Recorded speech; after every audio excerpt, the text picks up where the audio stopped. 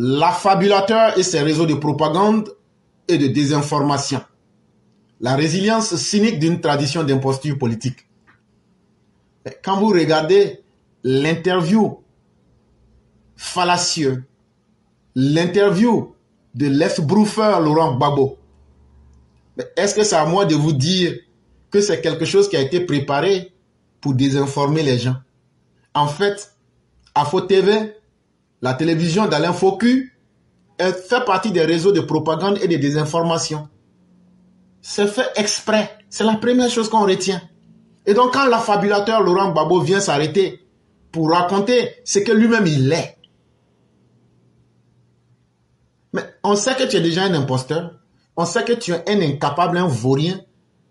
On sait que tu parles, mais que ta parole là, c'est comme caca de chien. Donc, ça n'intéresse personne. Sauf ceux qui veulent se faire tromper eux-mêmes. Naturellement, M. Laurent Gbagbo dit tout entre guillemets à partir de son point de vue, de son caractère et de ses lubies de dictateurs frustrés électoralement et conduits par le peuple. Donc, un Laurent Gbagbo qui dit que lui, il a tout dit. Mais il a tout dit par rapport à quoi? Par rapport à lui, sa manière de voir la vie. Parce que quand on parle de point de vue, ça veut dire on ne regarde que dans un seul champ. Or, comme toi seul, ta manière de voir la vie ne fait pas l'unanimité.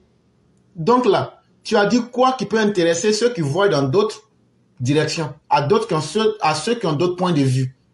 En réalité, on comprend que c'est le caractère d'un vieux dictateur qui est dans ses folies et qui est frustré parce que l'électorat, ceux qui peuvent aller voter en Côte d'Ivoire, lui, Laurent Gbagbo, ne peut même pas voter. Et donc, il est frustré quand ceux qui peuvent voter en Côte d'Ivoire l'ont sanctionné pour dire que Laurent Gbagbo, tu es un vaurien certifié Pro-Max et que le peuple n'a plus besoin de toi.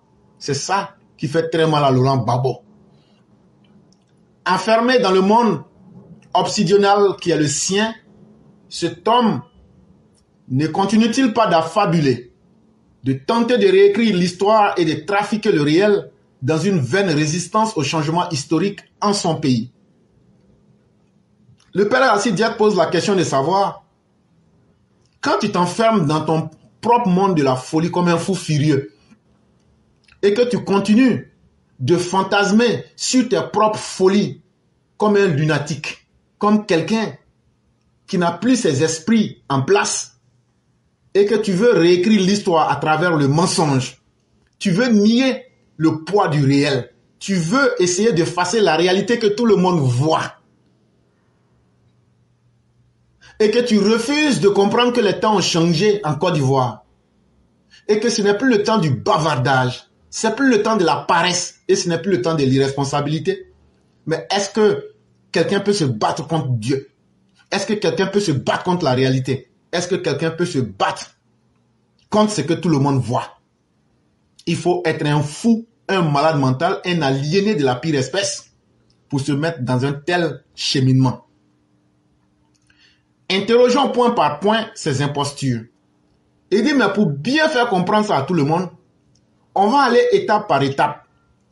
Les impostures, les mensonges de Laurent Gbagbo, là, on va prendre un à un et puis on va se poser des questions. Première question. Que de socialistes et de républicanisme égalitariste de gauche, la gouvernance de cet homme qui fut notoirement une gouvernance ségrégationniste d'extrême droite identitaire par ses thématiques et par ses discours et ses actions. Idiot, c'est quoi on appelle un socialiste? J'ai déjà défini tout ça. C'est quoi ce qu'on appelle un républicain? Qui cherche l'égalité entre les citoyens et tous ceux qui ont une vision de la politique qui est dirigée vers l'homme pour que tout le monde soit égal, pour que toutes les personnes humaines soient égales dans la société. Il dit, quand tu prends la gestion de Laurent Gbagbo, là, quand il a dirigé du 26 octobre 2000 jusqu'au 11 avril 2011, là-haut, il y a eu quoi? Il y a eu quelle action sociale qu'il a posée? Il y a quel acte républicain qu'il a posé pour mettre les Ivoiriens au même niveau? Alors que c'est ce qu'il dit être son identité politique. Mais au contraire, ce qu'on a vu, il a basé sa gouvernance sur une division villageoise des Ivoiriens, sur la distinction identitaire et ethnique des Ivoiriens, sur la xénophobie, la haine qui étaient les thématiques.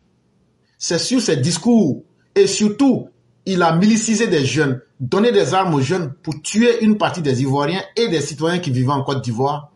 Et il tenait des discours de l'extrême droite, lui qui s'est dit être socialiste et républicain. En réalité, quand un homme se donne une fausse étiquette, mais que les actes et les paroles qu'il dit ou bien qu'il fait sont en contradiction flagrante avec la réalité, est-ce que ça c'est un homme sérieux? Ça c'est la première question. Et c'est la première imposture. Deuxième imposture, cul de patriotique. Sa gouvernance fondée sur la redéfinition ethnique de la nationalité, sur la récusation de la citoyenneté, sur la priorisation de la fidélité aux coutumes et aux chefferies ethniques au détriment de la fidélité de l'État et du droit positif. Il dit bon, la deuxième question qu'on se pose, là où Laurent Gbagbo montre qu'il est un affabulateur et un imposteur de la pire espèce, il dit, un patriote là, c'est quelqu'un qui aime son pays. Mais quand tu aimes ton pays là, d'abord la définition même de la nationalité c'est quoi? C'est tous ceux qui naissent et à qui le droit positif, ça veut dire le droit de la Constitution leur donne des droits là. Quand toi tu viens leur arracher ce droit, comme de la manière tu as effacé les votes de cette région électorale, comme de la manière toi et tes partisans, vous avez refusé la citoyenneté aux gens du Nord, comme de la manière vous avez fait la priorité à votre coutume, à votre tradition, comme si la Côte d'Ivoire, les 60 ethnies qui étaient là-bas, vous avez voulu diriger la Côte d'Ivoire comme une tribu bêtée, parce qu'il faut dire les choses clairement. C'était ça ta définition de la nationalité. La Côte d'Ivoire devrait être bétéisée. La Côte d'Ivoire devrait être dirigée comme une tribu bêtée. Et comme ça, là, si tu n'es pas bêté, c'est que tu n'es pas vrai Ivoirien. Il dit ça, là. Est-ce que c'est ça, dire qu'on est patriote, qu'on aime son pays? Ça, c'est une trahison vis-à-vis même de l'État dans sa définition la plus honnête et du droit des uns et des autres. Parce que le droit positif, c'est le droit aussi que la nature même t'impose aussi, pour aller au-delà même du droit humain. Tu es né Djoula, tu es Djoula. Tu es né Guéré, tu es Guéré. Tu es né Abé, tu es Abé. Ça, toi-même, tu ne peux pas changer. Mais si on vient te dire, comme c'est les bêtés qui gouvernent là, si tu ne te comportes pas comme les bêtés, c'est que tu n'es pas ivoirien. On dit, donc si tu n'es pas ivoirien, c'est que tu n'es pas patriote. Vous voyez comment cette redéfinition qui vient se baser sur l'ethnie pour définir la nationalité des gens et leur nier leur citoyenneté, ça a été une esbrouffe de Laurent Gbagbo. Et c'est cet homme-là qui veut aujourd'hui se faire passer pour quelqu'un de sérieux alors que c'est un imposteur.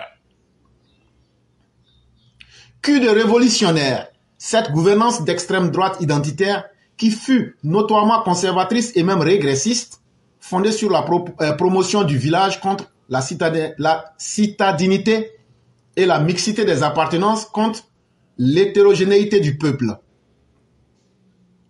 Il dit, Laurent Gbagbo dit aux gens, dans ses affabulations et dans ses mensonges, que lui, il est un révolutionnaire.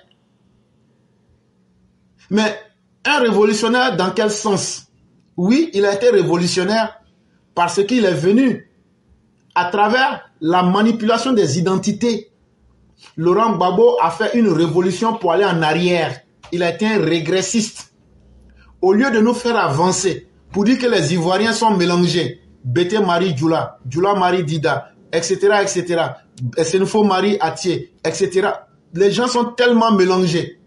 Au lieu de faire une révolution pour nous faire évoluer, pour dire aujourd'hui, là, l'identité ivoirienne, au-delà de nos villages, c'est ce qu'on retrouve dans nos villes, où tu retrouves, tout le monde est mélangé, tout le monde est marié, on fait tout ensemble. Et le peuple est diversifié. Lui, il est venu, il a fait une promotion du village. Ah, quel est ton village? Est-ce qu'on connaît ton papa, ta maman? Alors que nos réalités du monde ont dépassé ça. Ce sont des conceptions de l'extrême droite, ce sont des conceptions identitaires et racistes.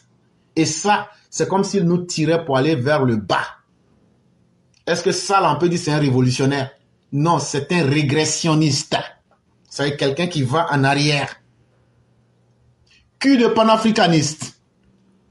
Cette gouvernance qui fut notoirement xénophobe, qui stigmatisa les étrangers, considéra comme envahisseurs indésirables en Côte d'Ivoire les ressortissants africains, les Sénégalais, les Camerounais, les Béninois, les Maliens, les Guinéens, les Burkinabés et j'en passe.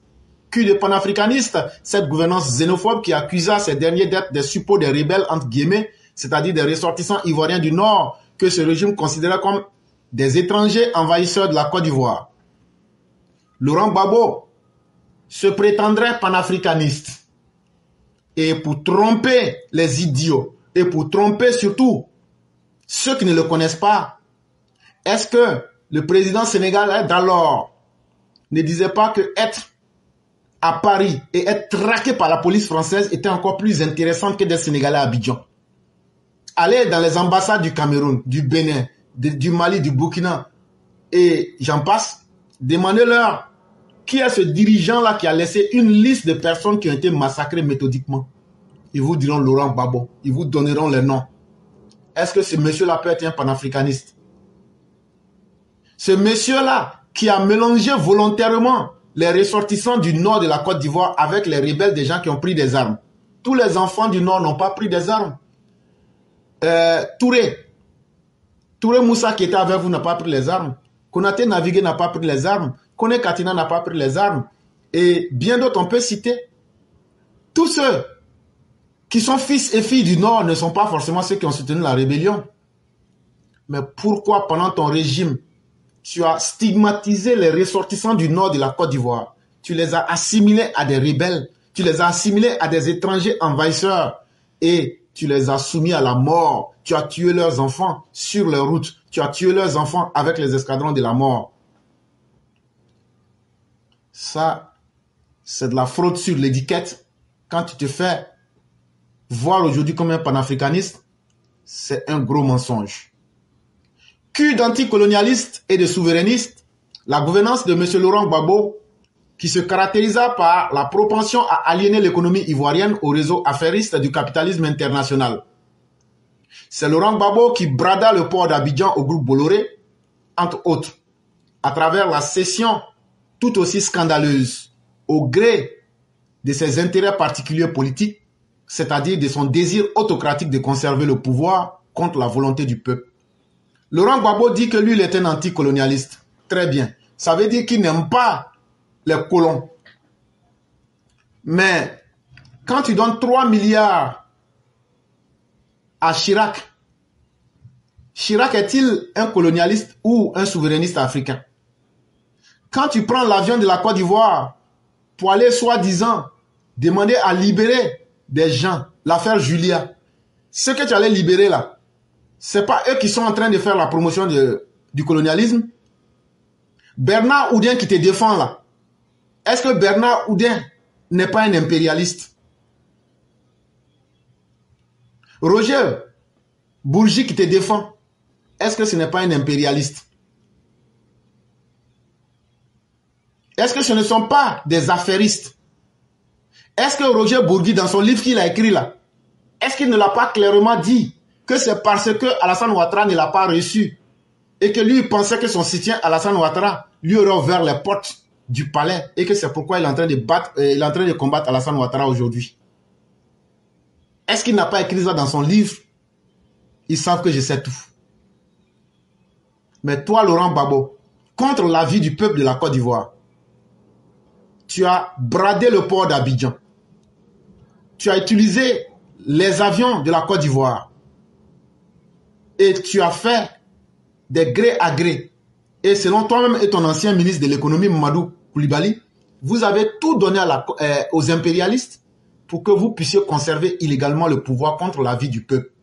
Et donc vous avez travaillé avec les colonialistes, les impérialistes, contre la souveraineté de la Côte d'Ivoire, contre l'avis du peuple.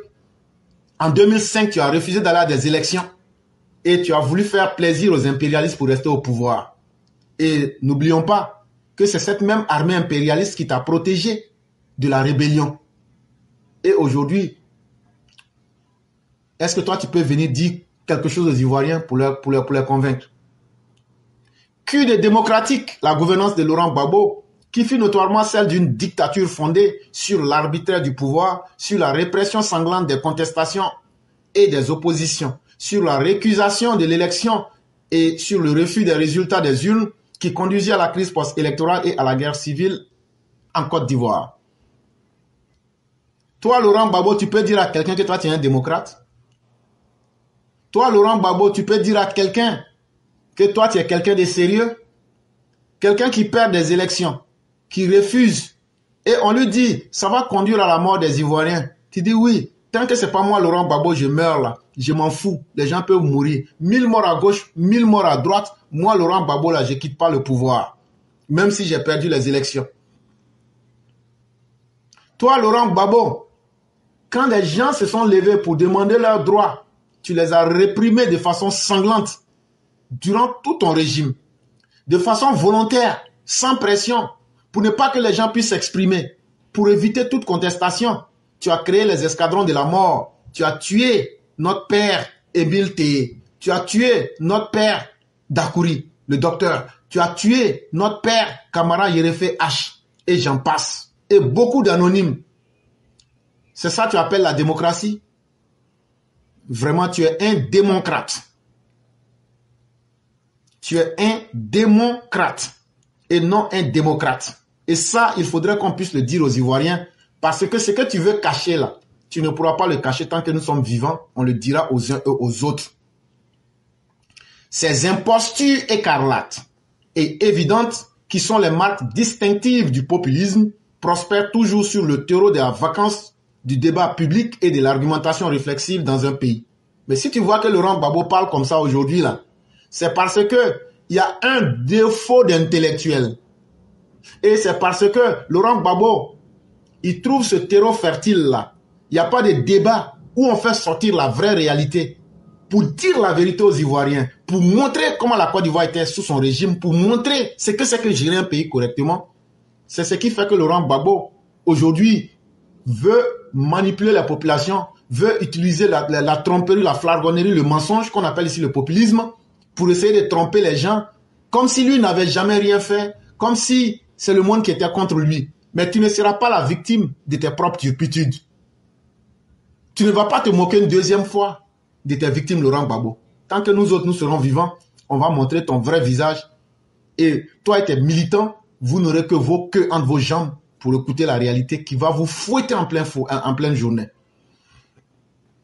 Au lieu de mobiliser ces réseaux propagandistes dans une logique victimaire pour continuer à revendiquer le pouvoir dans l'impudeur en Côte d'Ivoire en 2025, en dépit de son discrédit politique et de son illégitimité, Laurent Gbagbo ne devrait-il pas avoir la sagesse de se retirer de la vie publique ivoirienne pour payer sa dette envers le peuple ivoirien qu'il trompa et divisa intérieurement durant sa sanglante décennie d'imposture politique aux conséquences meurtrières.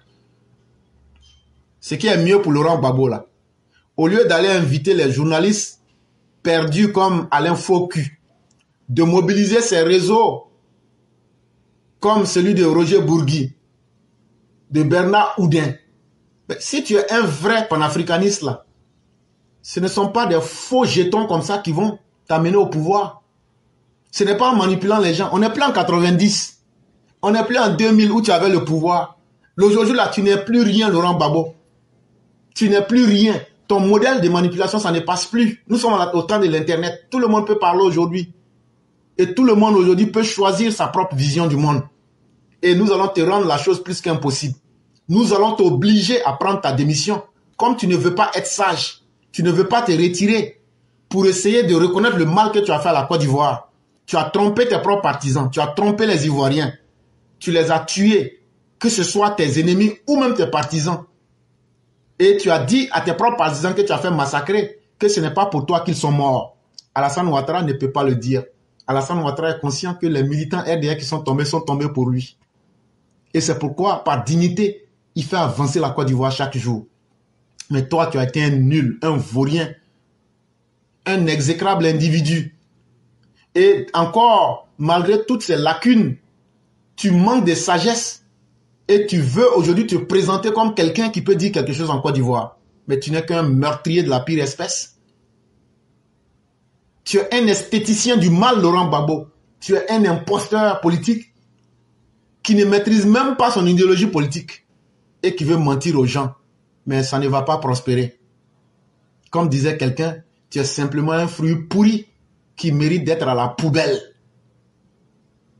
méritant à la CPI le sort de Charles Taylor, l'ex-tyran sanguinaire libérien, du dictateur serbe Slobodan Milosevic, ou celui plus expéditif de Samuel Doe, de Nicolae Ceausescu ou de Benito Mussolini, dans les rues, par la furie populaire, l'autocrate ivoirien Laurent Gbagbo, qui dut son salut judiciaire à la CPI, a un vice de forme dans la rédaction de l'acte d'accusation et à l'expertise complotiste des réseaux affairistes et idéologiques dont il était le client, qui le soutinrent dans une logique de complicité.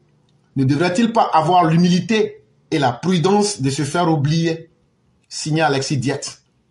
Laurent Gbagbo, normalement là, si la CPI avait bien monté ton dossier, si la CPI avait pris les vrais témoins contre toi, Laurent Gbagbo, normalement, si tu n'avais pas menti à la CPI pour dire que tu es indigent, si tu avais été un vrai garçon, que tu n'avais pas été un woubi, que tu t'étais assumé là, ce qui allait t'arriver là, tu allais prendre la perpète comme Charles Taylor. Tu allais prendre la perpète et même tu serais capable de te suicider comme Slobodan Milosevic. Mais si tu étais un peu plus digne, tu aurais assumé tes responsabilités. Mais Laurent Gbagbo, on peut échapper une fois à l'histoire, mais sache que des comme toi, comme Samuel Doe, tu te souviendras comment ce dernier a fini. Ceausescu et sa femme, tu sais comment ils ont fini en 1988. Benito Mussolini, tu sais comment il a fini sous le poids populaire. Mais en 2025 là, ce que Ceausescu a eu là, on va se lever, nous le peuple là, et puis on va t'exécuter. Laurent Gbagbo, on va te massacrer, nous.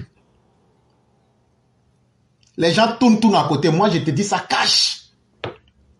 Le sort que Samuel Doe a eu, Nicolae Ceausescu, Benito Mussolini, on va se lever là. Tu as lancé grève, lancement chez toi, on te tire là, et puis on te fracasse en deux. Et puis on va filmer, puis on va mettre ça sur Internet. Là, quand c'est comme ça, comme tu joues les impolis, parce qu'à ton âge, tu te comportes comme un impoli. Tu ne respectes pas la souffrance des Ivoiriens. Tu n'as pas honte de toutes les vilaines choses que tu as eu à faire. Et tu penses qu'on te regarde et les gens t'encouragent dedans. Mais tous ceux qui t'encouragent là, on va vous taguer, on va vous tuer. C'est ce qu'on est en train de vous dire. Et cette fois-ci là, nous prendrons toutes les dispositions. Alassane Ouattara là, s'il veut, n'a qu'à dire à son ami, n'a qu'à tirer sur nous. Mais on va vous jack. Ce que le gars vous a dit là, Laurent Gbagbo, on va couper ta tête. Et puis on va jouer ballon avec ça pour la maman. Là, quand c'est comme ça, là, sauvagerie et violence que vous avez dans vos corps, là, quand on va se mettre dedans pour vous montrer qu'il n'y a pas une école, là, et qu'on n'est plus professionnalisé que vous, c'est là que vous allez comprendre que la Côte d'Ivoire, là, les temps ont changé.